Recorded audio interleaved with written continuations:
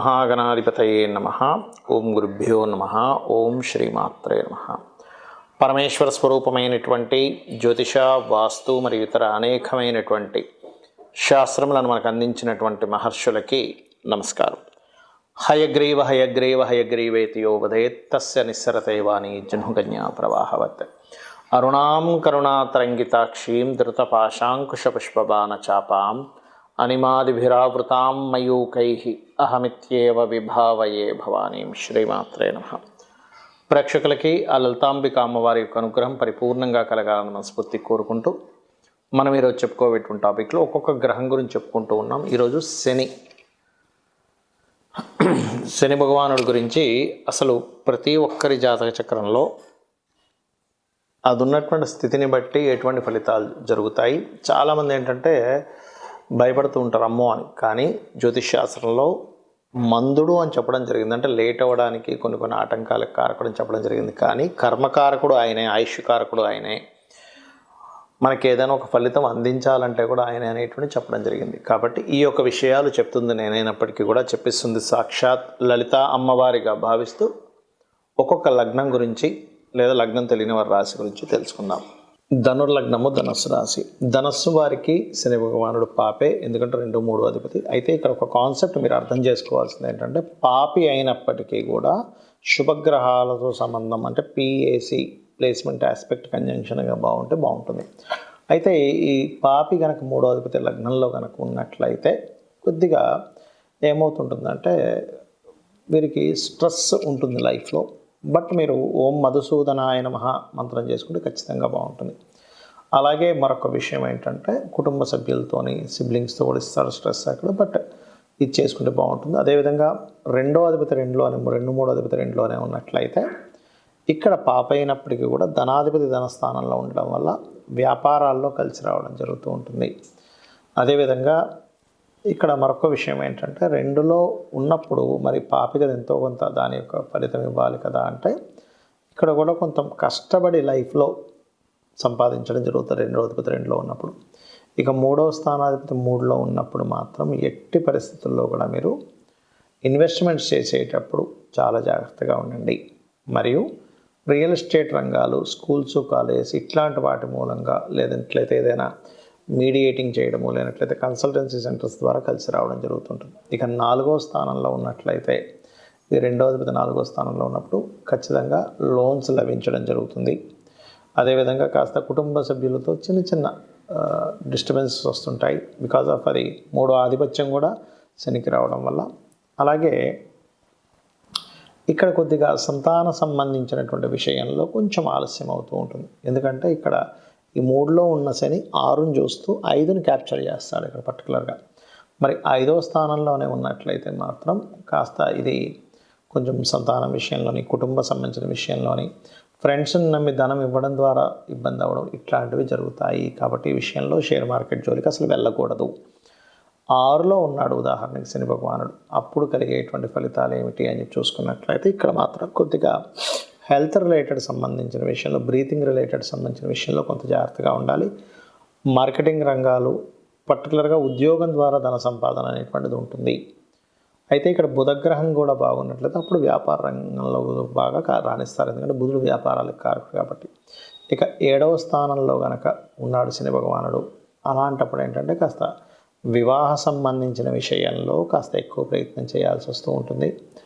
మరియు కొన్ని mediating marketing ద్వారా ధనం సంపాదించడము, అదేవిధంగా విదేశాలకు వెళ్ళి ధనం సంపాదించడం జరుగుతుంది, ఎందుకంటే ఇక్కడ 2వ అధిపతి కూడా అయ్యాడు కాబట్టి. అదేవిధంగా ఇక్కడ కుటుంబంతో దూరంగా కూడా ఉంటారు 7మంలో కనుక శని భగవానుడు ఉంటే. ఇక 8మంలో ఉన్నాడు అనుకోండి శని భగవానుడు, ఇక్కడ పర్టికులర్గా ఏంటంటే వ్యాపారాల ద్వారా ధనయోగం ఉంటుంది. కాకపోతే ఈ 3వ అధిపతి కూడా అవుతాడు కాబట్టి ఇక్కడ కలిగేటువంటి ఫలితాల్లో పర్టికులర్గా ఇన్వెస్ట్మెంట్స్ విషయంలో 3rd హౌస్ లార్డ్ 8మంలో ఉన్నప్పుడు కొన్ని మాటలు నమ్మి విని మనం ఇన్వెస్ట్మెంట్ చేస్తుంటాం. అలా కాకుండా క్లారిటీతో ఇన్వెస్ట్మెంట్ చేయండి. భాగ్యస్థానంలో కనుక శని భగవానుడు ఉన్నట్లయితే కాస్త ఇక్కడ మీరు మీ యొక్క సిబ్లింగ్స్తో కాస్త దూరంగా ఉండడము, కొంచెం తండ్రి గారితో చిన్న స్ట్రెస్ ఉండడం అనేటువంటి జరుగుతూ ఉంటుంది. కాకపోతే ఈ భాగ్యంలో ఉన్నప్పుడు మాత్రం కొంచెం సంతానం కలిగినప్పటి నుంచి లైఫ్ అనేటువంటిది ఒక మంచి టర్న్ అనేటువంటిది తీసుకుంటుంది. కాకపోతే ఇక్కడ కొన్ని అంటే కాంట్రాక్ట్స్ ఉంటాయి. కాకపోతే భాగ్యస్థానంలో ఎప్పుడు బాగుంటుంది సంతానం కలిగినప్పటి నుంచి అంటే కుజుడు బాగుండాలి మెయిన్గా. బట్ ఎక్కువ శాతం మాత్రం భాగ్యంలో ఉన్నప్పుడు, రెండవ అధిపతి భాగ్యంలో ఉన్నప్పుడు మాత్రం మీరు స్కూల్స్, కాలేజెస్, రియల్ ఎస్టేట్ వీటి ద్వారా ఎక్కువగా కలిసి వస్తుంది సంతానం కంటే కూడా. ఇక దశమ స్థానంలో శని భగవానుడు ఉన్నప్పుడు పర్టికులర్గా బ్యాంకింగ్ సెక్టార్స్ వాటి ద్వారా అంటే ఫైనాన్షియల్, బ్యాంకింగ్, అకౌంటింగ్ ఈ సెక్టార్స్ ద్వారా ధనయోగము. కాకపోతే ఇక్కడ ఈ దశమ స్థానంలో ఉండేటువంటి శని యొక్క దృష్టి ముఖ్యంగా సప్తమం మీద, 12వ స్థానం మీద ఎక్కువగా పడుతుంది. కాబట్టి ఇది కొద్దిగా సంతానం దూరంగా ఉండడము, సంతానం విషయంలో కొంచెం స్ట్రెస్ అవ్వడం ఇస్తూ ఉంటుంది. అదేవిధంగా లాభస్థానంలో కనుక శని భగవానుడు ఉన్నట్లయితే పర్టికులర్గా ఇక్కడ మాత్రం 2వ అధిపతి లాభంలో ఉన్నప్పుడు ఇది సంతాన స్థానాన్ని కూడా చూస్తుంది. కాబట్టి సంతానం కలిగినప్పటి నుంచి ఫైనాన్షియల్ గ్రోత్ ఈ పర్టికులర్ టైంలో బాగుంటుంది. కాకపోతే ఇక్కడ వివాహం అయ్యే విషయాల్లో కొంచెం ఎక్కువగా, ఎందుకంటే ఎంతైనా ఈ లగ్నానికి పాపి కాబట్టి శుక్రరాశుల్లో ఉన్నాడు కాబట్టి పాపి కొంచెం సంతానం మన వివాహం అయ్యే విషయాల్లో కొద్దిగా ఆలస్యం అవడం జరుగుతుంటుంది. కాకపోతే 12వ స్థానంలో ఉన్నప్పుడు మాత్రం కాస్త వీరికి దృష్టికి సంబంధించిన, బ్రీతింగ్ రిలేటెడ్ సంబంధించిన విషయాల్లో కొంత జాగ్రత్తగా ఉండాలి. కాకపోతే ఉద్యోగాలు ముఖ్యంగా మార్కెటింగ్ రంగాల ద్వారా, బిజినెస్ ద్వారా ధనయోగం కూడా జరుగుతుంది 12లో ఉన్నప్పుడు. కాకపోతే ఇంపోర్ట్ ఎక్స్పోర్ట్ బిజినెస్లు ఉన్న ప్రదేశం కాకుండా వేరే ప్రదేశానికి వెళ్ళడం ద్వారా సంపాదించడము ఇవి ఎక్కువగా ఉంటాయి. ఇక మీరు చేయవలసిన దేవతారాధన లక్ష్మీ నరసింహస్వామి యొక్క ఆరాధన చేయండి, అనే విధాలు బాగుంటుంది. శనికి సంబంధించినటువంటి విషయాల్లో ముఖ్యంగా చాలామంది భయపడుతున్నటువంటి అంశము, కంగారు పడుతున్నటువంటి అంశము, ఏలిన నాటి శని వస్తుంటుంది కదా, అర్ధాష్టమ శని వస్తుంది, అష్టమ శని వస్తుంది, శని మహర్దశ జరుగుతూ ఉంటుంది, ఏమిటి అని అడుగుతూ ఉంటారు. ఇక్కడ నేను చెప్పేది ఒకటే గుర్తుపెట్టుకోండి, శని ఈజ్ ఈక్వల్ టు కర్మ. అంటే కొత్తగా ఏమీ శని భగవానుడు మీ మీద పగబట్టడం కానీ, ఆయన ఏదో మీతో ఇట్లాగే బిహేవ్ చేయాలని కానీ ఏమీ ఉండదు, గుర్తుపెట్టుకోండి. కేవలం మీరు చేసుకున్నటువంటి కర్మ రిజల్ట్ అంతే ఆయన ఇచ్చేది. ఇప్పుడు చిన్న ఎగ్జాంపుల్ చెప్పాలంటే, మనం ఒక ఎగ్జామ్ రాసాం, ఆ ఎగ్జామ్ యొక్క రిజల్ట్ మనకు వస్తుంది. అంతేగాని మీ ఎగ్జామ్కి మీ రిజల్ట్ ఎలాగైతే వస్తుందో, మీరు చేసినటువంటి గుడ్ కర్మ ఆర్ బ్యాడ్ కర్మ శని భగవానుడు అందించే దాంట్లో ఉంటాడు. అందుకే కర్మస్థానంలో ఉంటాడు ఆయన. అంటే న్యాచురల్ 10th హౌస్ ఈజ్ కర్మ, న్యాచురల్ 11th హౌస్ కర్మ నుంచి వచ్చేటువంటి గుడ్ బెనిఫిట్స్. అయితే ఇక్కడ మీరు అర్థం చేసుకోవాల్సింది ఏంటంటే, ఇది కేవలం అతను మనం చేసిన ఫలితాలను మాత్రమే అందిస్తున్నాడని మీరు ఎప్పుడైతే అనుకుంటూ కొన్ని విషయాలకి కొంచెం దూరంగా ఉండాలి. ఏలినాటి శని, అర్ధాష్టమ శని, అష్టమ శని నడిచేటప్పుడు, శని మహర్దశ నడిచేటప్పుడు, గోచారంలో కొన్ని స్థానాల్లో శని భగవానుడు సంచరించేటప్పుడు ఈ కొన్ని విషయాలు కనుక పాటించగలిగితే జీవితం అద్భుతంగా ఉంటుంది. ఏమిటవి అంటే, మధ్యాహ్నం పూట యువకులు ప్రత్యేకంగా చిన్నపిల్లలకి లేకపోతే స్త్రీలకి, వృద్ధులకి కాదు, ఇది మంచి ఏజ్లో ఉండి అంటే దాదాపుగా ఒక 15 ఇయర్స్ నుంచి ఆల్మోస్ట్ ఒక 50 ఇయర్స్ మధ్యలో, 15 to 15 నుంచి 50 సంవత్సరాల మధ్యలో, 50-60 దాటిందంటే అక్కడ కొంచెం వృద్ధులు అవుతూ ఉంటారు. 60 ఇయర్స్ దాటిందంటే వారు మాత్రం ఎట్టి పరిస్థితుల్లో మధ్యాహ్నం పూట నిద్రపోకండి. ఎక్సెప్ట్ ఎవరికి మళ్ళీ ఇది నైట్ డ్యూటీస్ చేస్తారు కొంచెం సాఫ్ట్వేర్లో, అలాంటి వారు పర్లేదు, నైట్ అంతా మెలుకొని ఉన్నారు జాబ్ పర్పస్లో, వాళ్ళు మధ్యాహ్నం నిద్రపోయినా ఏమి కాదు. కానీ ఇవేమీ కాకుండా ఉన్నవారు ఎట్టి పరిస్థితుల్లో నిద్రపోకండి. దానివల్ల అనవసరంగా శని యొక్క ప్రభావం మీ మీద నెగటివ్గా ఇంపాక్ట్ పడుతూ ఉంటుంది. ఓకే, రెండవది ఏంటంటే, ఎట్టి పరిస్థితుల్లో కూడా మీరు మీ కింద పనిచేసే వాళ్ళు ఉంటారు, చిన్న ఇంట్లో పనిచేసే వాళ్ళు కావచ్చు, లేకపోతే మీ కింద వర్క్ చేసే వాళ్ళు ఎవరినైనా సరే మీరు దూషించకండి దయచేసి. మన కార్మికులకి, కర్షకులకి అంటే కష్టమైనటువంటి పనులు చేసేటువంటి వారికి శని కారకుడు. వాళ్ళని మీరు ఎంత రెస్పెక్ట్ఫుల్గా ఉంటారో శని మీకు అంత బాగా యోగిస్తాడు, గుర్తుపెట్టుకోండి.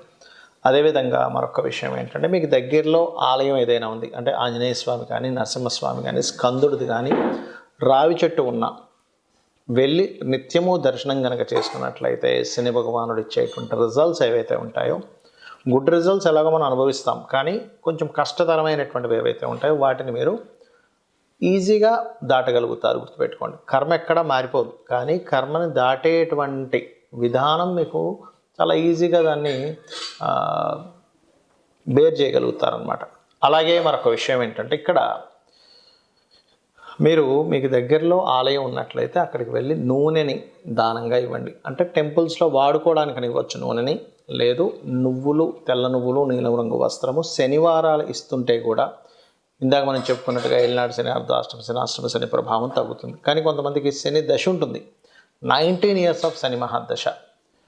వాళ్ళకి ప్రతిసారి బ్యాడ్ అవ్వాలని రూల్ లేదండి. మీ జన్మజాతకంలో కనుక PAC అంటారు, అంటే ప్లేస్మెంట్ మంచి స్థానంలో ఉండి మంచి గ్రహంతో చూడబడుతూ ఒక శుభగ్రహంతో కలిసి ఉండి నీచభంగ రాజయోగాల్లో ఉంటే ఆ శని మహాదశ కొన్ని వేల కోట్లు కూడా ఇచ్చి తీరుతుంది, అందులో ఎటువంటి సందేహం లేదు. గుర్తుపెట్టుకోండి.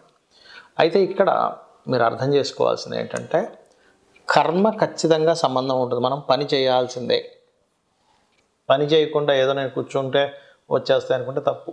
అది ఎవరికి వస్తుంది? పూర్వజన్మలో బాగా పుణ్యాలు చేసి వాళ్ళు ఏదో గొప్ప ఇంట్లో పుట్టి వాళ్ళకు ఓన్లీ కూర్చుంటే సాగుతుంటే అందరికీ అది సాగదు. అది ఎందుకంటున్నానంటే, ఆఖరికి మనకి మహాభారతంలో యుద్ధంలో శ్రీకృష్ణ పరమాత్మ సాక్షాత్ విష్ణు స్వరూపం పక్క నుండి కూడా ఆయన యుద్ధం ఫిజికల్గా చెయ్యమనే చెప్పాడు. అంతేగాని మీరు అలా కూర్చోండి, నేను ఒక మంత్రం చదువుతాను, కౌరవులందరూ చచ్చిపోతారు ఒక మాయలా చేస్తే మీరు చక్కగా మీ రాజ్యం మీరు ఏలుకోవచ్చు అని ఎక్కడా చెప్పలేదు. నువ్వు యుద్ధం చెయ్యి, నీ ధర్మాన్ని నువ్వు చెయ్యి అని చెప్పాడు. అంటే ఏమిటి?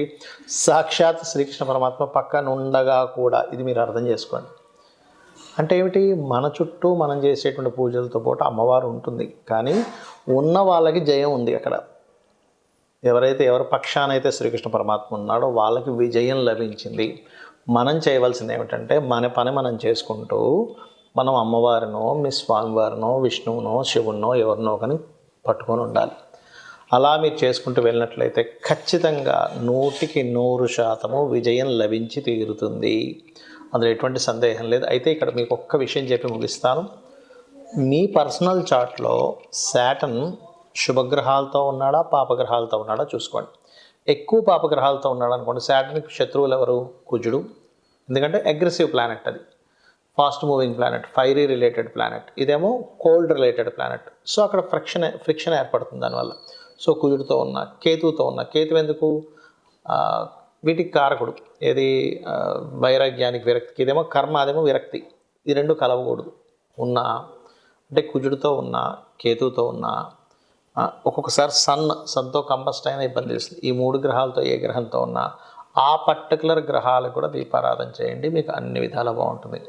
ఆ లలితాంబిక అమ్మవారి యొక్క అనుగ్రహం మీకు పరిపూర్ణంగా కలగాలని మనస్ఫూర్తిగా కోరుకుంటూ శ్రీమాత్రే నమః.